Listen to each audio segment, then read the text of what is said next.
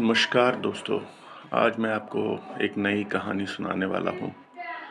किस्सा गौतमी की कहानी। ये भगवान बुद्ध से रिलेटेड है। एक बार एक महिला थी जिसका नाम किस्सा गौतमी था। उसके छोटे से लड़के की बेचारे की जो है अकस्मात मृत्यु हो जाती है बीमारी के कारण, और वो हर हाल में अपने बच्चे के प्राण जो है वो वापस लौटाना चाहती थी। इसलिए वो दर दर घूमने लगी, दर दर फिरने लगी अपने बेटे की लाश को हाथ में लिए हुए, और हर एक से पूछ रही थी कि कोई क्या मेरे बेटे को बचा सकता है। तो सब ने इनकार कर दिया। फिर एक महानुभाव उस औरत से मिले और उन्होंने कहा कि तुम्हारी इस समस्या का हल जो है वो भगवान गौतम बुद्ध के पास है, तो तुम्हें उसकी शरण में जाना चाहिए। वही तुम्हारा मार्गदर्शन जो है वो कर सकते हैं।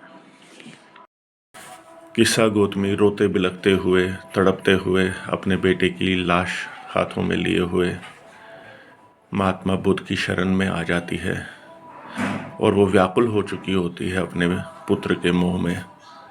तो वो पूरी व्यथा अपनी जो है महात्मा बुद्ध को सुनाती है।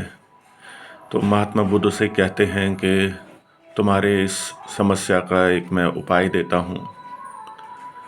तुम 7 घरों से सरसों के जो है वो दाने लेके आओ, मगर शर्त यही है कि उन 7 घरों में से किसी के भी कभी भी कोई मृत्यु नहीं हुई होनी चाहिए।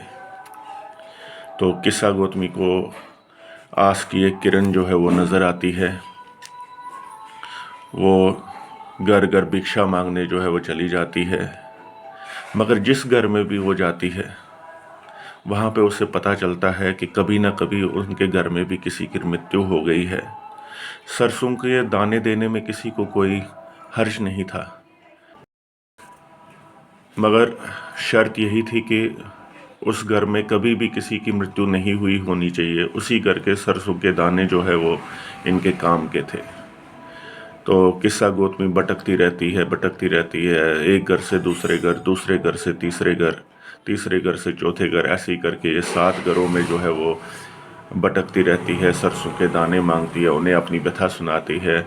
मगर जो ही इसे पता चलता है कि कहीं ना कहीं कभी ना कभी उस घर में किसी की मृत्यु हुई है, तो इसकी आंखें खुल जाती हैं।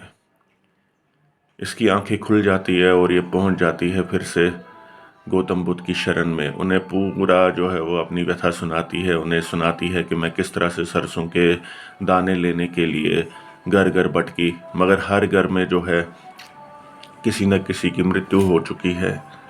तो अब मुझे समझ में आ गया है कि मृत्यु जो है वो अटल है और कभी भी किसी को भी आ सकती है। भगवान ने जितनी आयु जिसकी लिखी है उतनी ही ज़िंदगी जो है वो जी सकता है। तो मैं क्षमा चाहती हूँ कि मैं अपने बेटे के मोह में जो है वो व्याकुल हो गई थी और कुदरत की सच्चाई को जो है मैं भुला पाई थी। अब मुझे किसी बात का कोई दुख नहीं है, कोई शोक नहीं है। मुझे पता है कि मेरे बेटे की जो है मृत्यु जो वो अटल थी, उसके भाग्य में मरना लिखा हुआ था, उसकी आयु जो है वो समाप्त हो चुकी थी। इसलिए मुझे अब किसी भी चीज़ का कोई भी गम नहीं है। तो महात्मा बुद्ध उसे कहते हैं कि मैं भी तुम्हें यही सच्चाई बताना चाहता था कि आयु जिसकी जितनी होगी उतना ही बंदा जिएगा। व्यर्थ मोह माया में हम कुदरत के विपरीत नहीं जा सकते।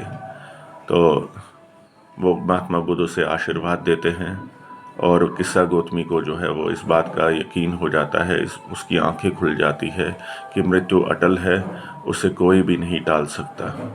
इस कहानी से हमें ये शिक्षा मिलती है कि हमें कुदरत के विरुद्ध कभी भी नहीं जाना चाहिए, और मौत जो है वो अटल है, और एक दिन सबको जो है वो मौत आनी ही आनी है।